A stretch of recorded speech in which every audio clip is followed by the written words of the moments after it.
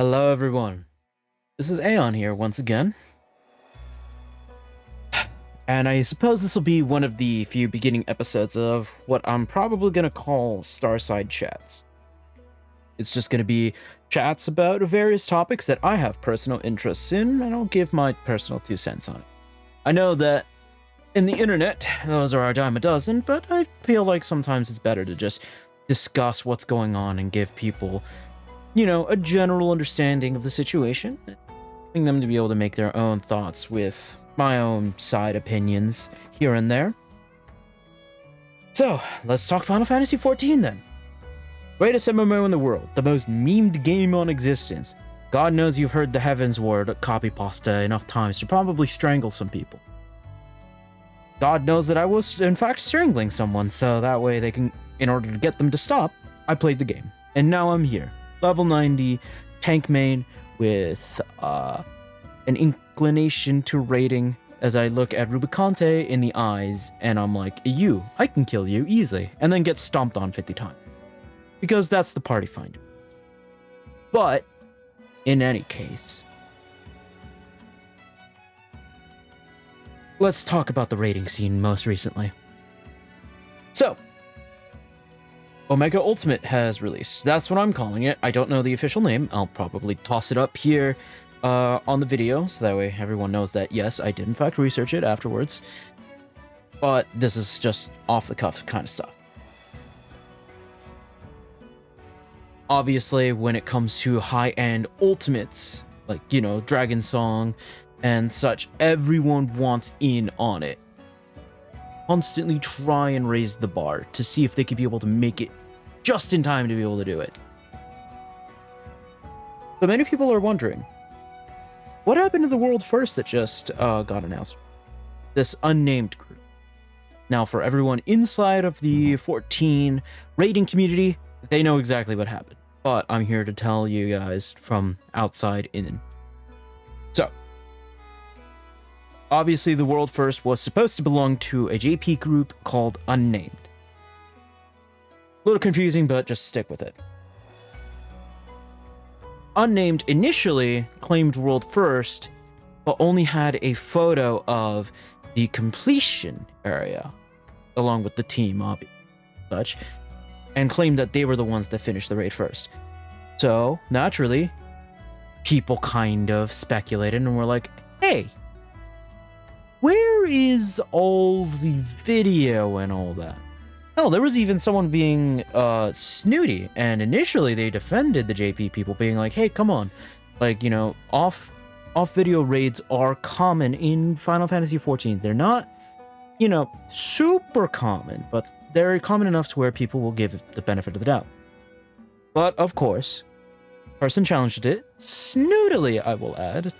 I'm not agreeing with the way that they challenged it, but skepticism is skepticism. And so they showed video. And I'm sure you saw how much hell broke loose. Let's see. Let's talk about the third-party mods. Alright, my personal stance is probably going to get me lambasted by some of the Final Fantasy XIV community, but personally, I'm not a big mod guy. I don't mod in my games. Don't really mind it. But the fact is that mods are against TOS. And in order for the game to be as successful as it is, the TOS has to, stay proper. There is no skirting around it. Fortunately, if you do want to play Final Fantasy XIV and mod the game, it is against their terms of service. And Square Enix has every right to be able to kick you out. You can complain and whine as much as you guys want, but that is unfortunately the truth. I personally don't mind, maybe the occasional shader mod, or people to see how items look without constantly looking for the said item, or without, doing a raid just to find out, oh shit, this weapon looks bitch. I can understand that. What I don't understand is the JP crew deciding, let's use a zoom out mod with player tethers and also location cones to detect certain attacks.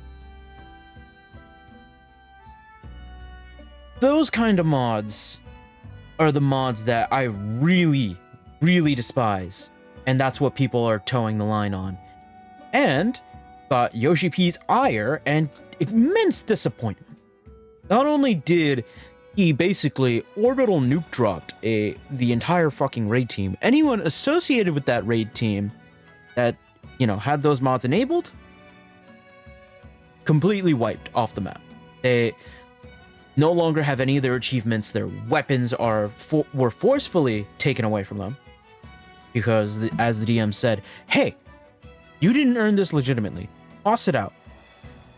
We are going to let you have the chance to toss it out before we take any major action. And honestly, third-party mods like that aggravate me and make things so much harder. And honestly, it's why I've taken the stance of modding the game as I have. I don't find it harmful, but the fact of the matter is, people like this are going to toe the line no matter what. Because all they're going to do is be like, oh, hey, this mod is like not being looked at, so maybe I could be able to sneak in, oh, I don't know, an extra zoom out mod, or use a mod just off in the corner to constantly calculate people's GPS and harass them for it.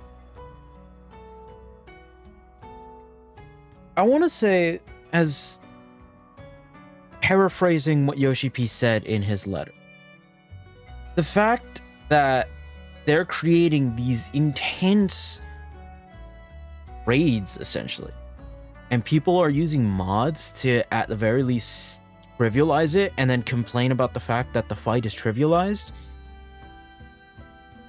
it's such a disservice to the developers. Maybe I'm not articulating my thoughts properly. Maybe I am speaking more from the heart than I am from the head, but I have to side with Yoshi P. The fact of the matter is, it doesn't matter if you're using like glamour or third-party mods or not. It's the fact that people are willing to use these cheats that makes his job so much harder, and the fact that he has to consider that, hey, we might not even want to do ultimates anymore because this is just a waste of time if you guys are just going to be cheating. It's the sound of just a disappointed father, really. And I can't blame him for having that kind of disappointment. Because let's be real here, guys. Doesn't matter what kind of third-party mods that you're going to be using or not. It's just making his and the developers' jobs harder because they probably don't see any harm in maybe some of the fashion stuff, but Square Enix does. And Square Enix is a lot. It's a different company than Creative Business Studio, the studio that Yoshi P resides in. And he has to take orders from the top. Between the stresses of developing basically some of the what's going to be best Final Fantasy games in a while, and also making sure that this MMO isn't going to shit itself like 1.0 did.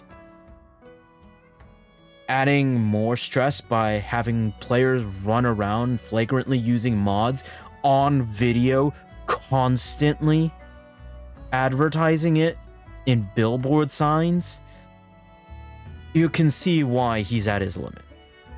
And you can see why he's reinforcing the fact that, hey, we're going to start cracking down on this harder and harder the more you guys do it.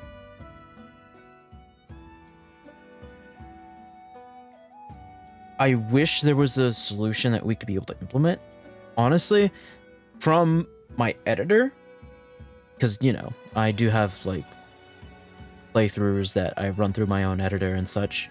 We've talked about this, and the best solution, funnily enough, comes from World of Warcraft. It's cursed as hell, I know, but hear me out. According to my editor, World of Warcraft seems to have something in their launcher that allows you to be able to implement mods. But the mods are curated by Blizzard. If Square Enix and Yoshi P's development team can implement something like that and allow curated, mods that some people would want, like some sort of mod shop. Maybe that would help at least alleviate the problem of people constantly trying to do third-party plugins and, you know, Square Enix cracking down on a glamour mod and a I'm gonna see everything the boss does mod in the same way. Because perhaps those appearance mods and such can be first-party mods. You know, things that you can switch in and out if you want. And it allows console usage as well. But I don't know if Square Enix has the capacity to take that idea. Yoshi P has implemented some criticisms of people in the past. He has in fact put in numbers and timers for debuffs and buffs, along with putting cooldowns in the center instead of just, you know, timing it off in the corner.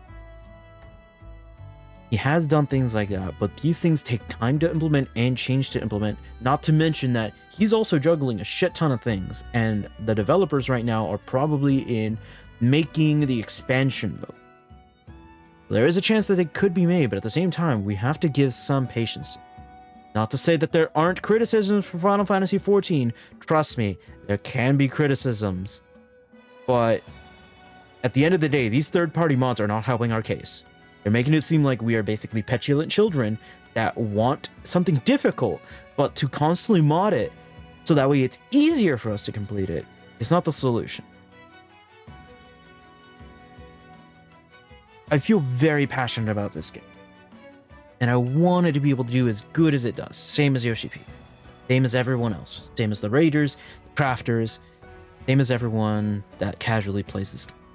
I want this game to succeed, continue like thriving and stuff, but the fact of the matter is, if raiders are so flagrantly wanting to use third-party software on video in front of the developers, it's not going to work out the way that everyone thinks it is. And at the end of the day, it shouldn't be this difficult to just don't have mods on at all. Like, if you guys can't live without the mods, at the very least, if you are recording or live streaming or anything, just do it without the mod. You can live without the calculating parse for one fight. I hope that that's the case. Genuinely. For me, I know that this is probably like a very unpopular opinion, but I just don't like the fact that people are using parses and constantly using the FF logs to compare and contrast their DPS. I can understand the reason, but that doesn't mean I have to like it.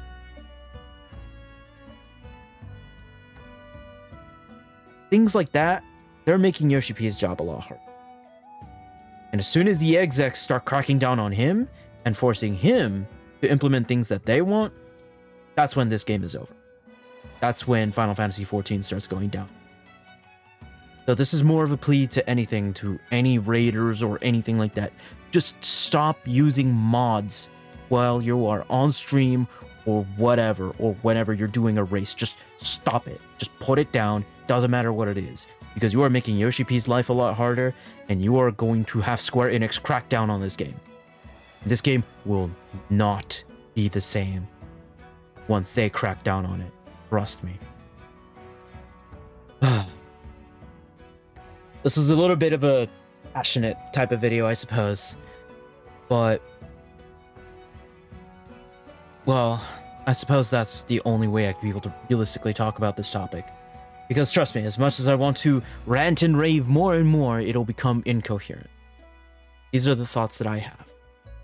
I do want to hear from more people, especially from the raiding community.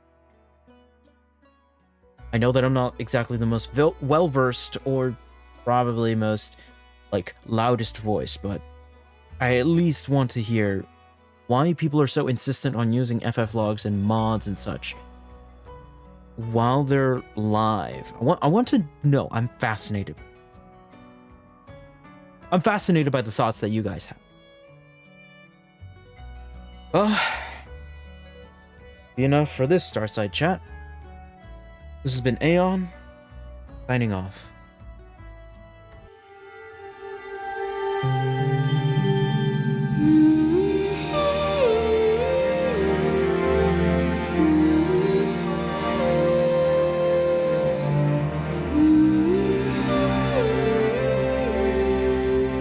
Mm.